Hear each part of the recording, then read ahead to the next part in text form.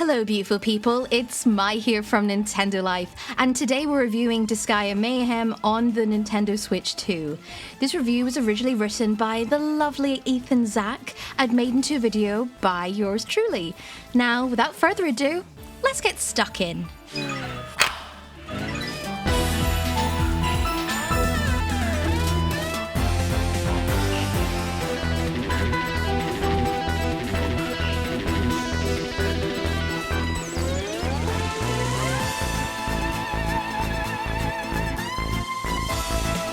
If we asked you to close your eyes and picture a Disgaea game, what images come to mind? Ludicrously high damage number pop-ups? Oodles of customization menus? A penguin-esque creature enthusiastically exclaiming, "Dude," perhaps. But chances are you'd also envision some permutation of characters spread out across an isometric map filled with enemies, treasure chests, and coloured movement tiles. Disgaea is a strategy RPG series after all, and it has historically stayed close to these roots. That makes Disgaea Mayhem a fresh spin-off entry quite the anomaly. It may walk and talk like Disgaea, but just beneath the surface lies a very different core experience. Critically, Mayhem does away with tactical turn-based battles in favour of a new real-time action combat system a la Dynasty Warriors.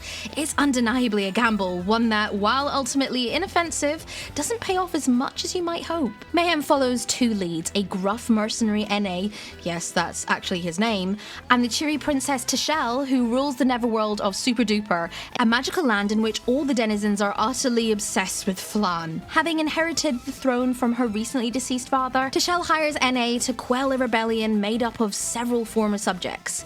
You carry out this mission as the game progresses, blasting through hordes of enemies and bosses in the name of restoring peace to the kingdom. Eschewing the strategic, puzzly battles of traditional Disgaea may sound like sacrilege, but it's a surprisingly logical genre shift in practice. Wiping out massive groups of enemies with the tap of a couple of buttons feels right at home next to Disgaea's long-running gimmick of raising character stats to unfathomable heights and dishing out devastating attacks for millions of damage points.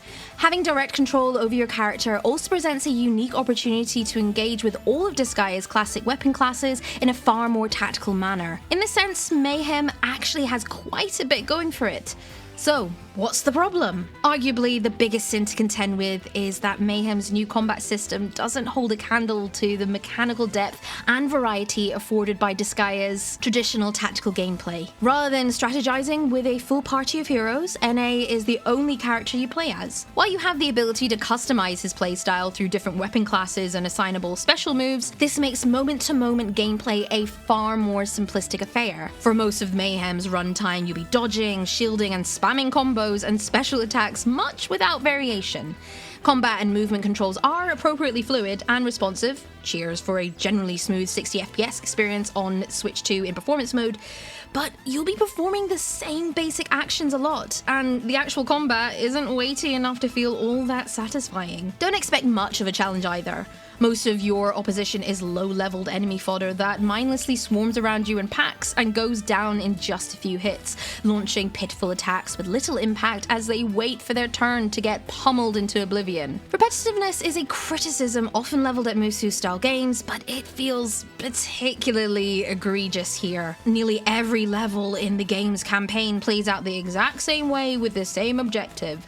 Wipe out a few waves of monsters before a battle with a slightly more difficult boss or mini-boss. With bog standard action combat as the order of the day, it gets boring pretty quickly. It certainly doesn't help matters that the game's maps are barren and samey.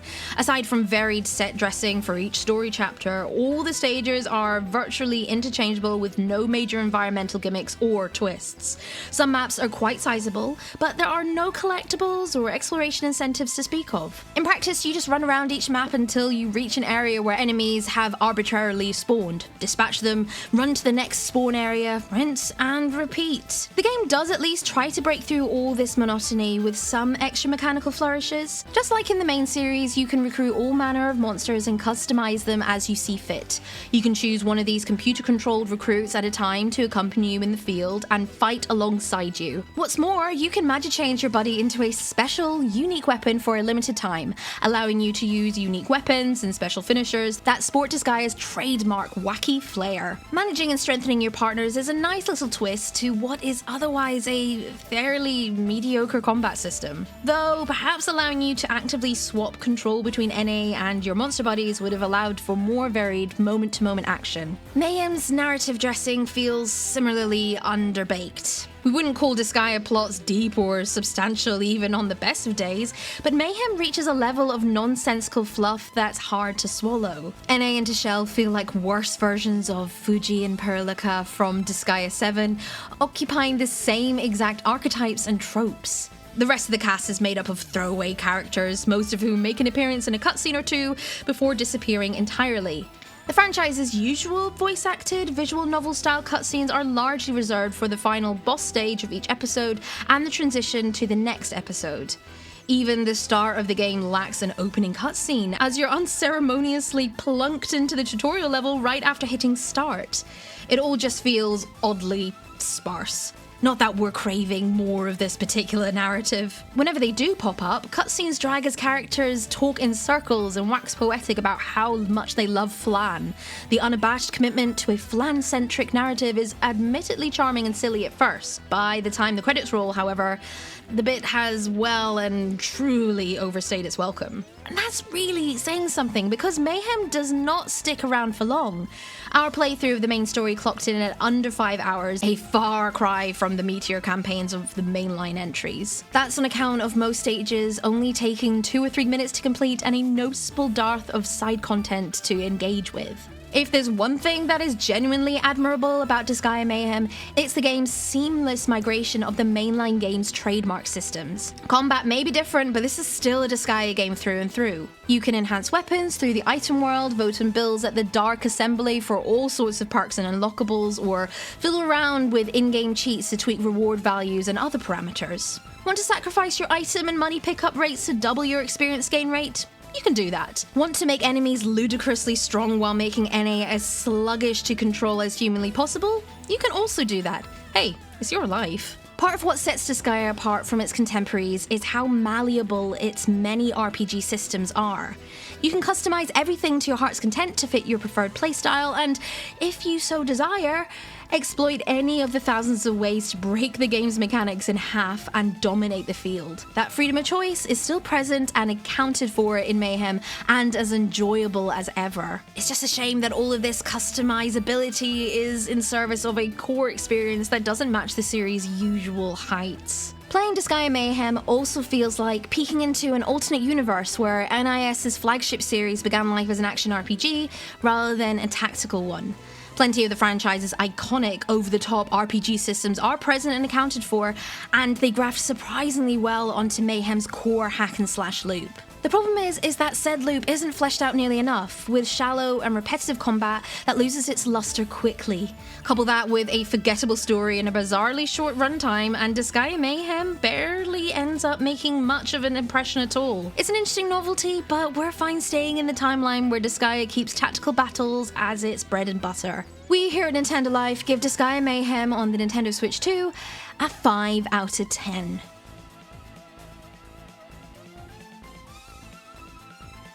And now it's time for my thoughts. Now, I have some experience with Musou-style games. I played Dynasty Warriors back in the day on the 360. I've dabbled in Hyrule Warriors and Age of Calamity and all that jazz and some other Musou titles. However, I was a little bit disappointed with Disgaea Mayhem. Having never played a Disgaea game before, it was always a series that I wanted to dive into. Not sure why I never played it. It might have been time, it might have been money, it might have been both. But I was hoping that with Disgaea Mayhem, although with the change of game genre, I was going to enjoy it a little bit more. There's nothing entirely too wrong with it, aside from it being, like we say in the review, quite repetitive. The maps are far too large and enemies are far and few between. I got to points where, yes, I was doing combos and I was dodging, but at the end of the day, if I didn't pay attention, I was just button mashing from time to time. I did like being able to use the magic charge, so I could just take advantage of the buddy system. Most of the time I ended up just activating the magic charge and then doing a finisher just to wipe out a whole horde of enemies. I also found the game, crazy enough, a bit too easy for me, which is something that I never thought I would actually say, which is quite a surprise for me. I got pretty far into the game. I think I got to like the 4th chapter or something. I was halfway through that, and I had got through pretty much on my own back. Hadn't really upgraded any more weapons. In fact, I hadn't upgraded any of my weapons. I hadn't upgraded my buddy's weapons or anything like that. So I thought, oh, let's go and check out the item world. Let's go and do some upgrading. Let's get some footage for it. Went through many waves of enemies, and I had somehow managed to upgrade my axe to maybe over 200 very quickly, and then resulting in my own character's level, NA's level, and my buddy's level to over 34 when the main boss enemy was a little bit below that or around that level at that part of the game I was in. So I never thought I would say this. It got too easy and thus got a little bit boring. I do like a challenge, which is a little bit of a double-edged sword. You're damned if you do, you're damned if you don't, if you know what I mean. I took advantage of some of the Dark Assembly, mostly just for reincarnation, to start again and try and grind and just have a little go at that and challenge myself. I did that mostly earlier on in my playthrough, and I think the only other time that I added it was to get more items in the shop, which it was helpful because I wanted a better weapon, basically, and better armor. But apart from that, I didn't really see much use for it unless I wanted to be a little bit wacky and play around with cheats. What I did like about it is that I know that the Dark Assembly and the item world are both prevalent in the mainline series. If the vote is denied, you can choose to bribe people, or you can just beat them up, force them to change their minds with force. I failed very much easily because I did that very early on in the game and I didn't know what I was doing. Hey, joy, fun. But apart from that, I can't help but agree with Ethan in the review. The game was very simple. The enemies were far and few between. The levels were too sparse. There was a little bit of backtracking, which I didn't mind. Like, I like a good grind in a video game. Don't mind me. I like a good grind. But it got to a point where I was just wondering, okay, well, when's the challenge coming? Which is kind of disappointing. What I did enjoy was how weird and wacky looking it was. I wasn't a huge fan of how the graphics were. It did look pretty choppy. It looked to me like it was more Switch 1 graphics, which, I'm sorry, Switch 1, but you guys know what I mean when I say Switch 1 graphics. Considering it's a Switch 2 game, and also to know it is a game key card, folks, for anyone wondering, it's a bit disappointing. I was enjoying a lot of the flan references, because I do love a flan / creme caramel, but I got to a point where I felt like I should have had a flan counter, and it kind of made me want to go out and get flan. But besides the point, I feel like Disgaea Mayhem was missing a whole bunch of stuff, which is incredibly unfortunate considering that they decided to step away from the mainline series with something new. I can see the hearts there, and I can see that the original soul of the franchise is still part of the game. However, I found myself getting very bored very, very easily and very, very quickly, which is a real shame. Let's hope that there might be some future updates, but you think that with it being on launch it would have the full package? I suppose for the time being I'm just gonna go and find some flan to eat.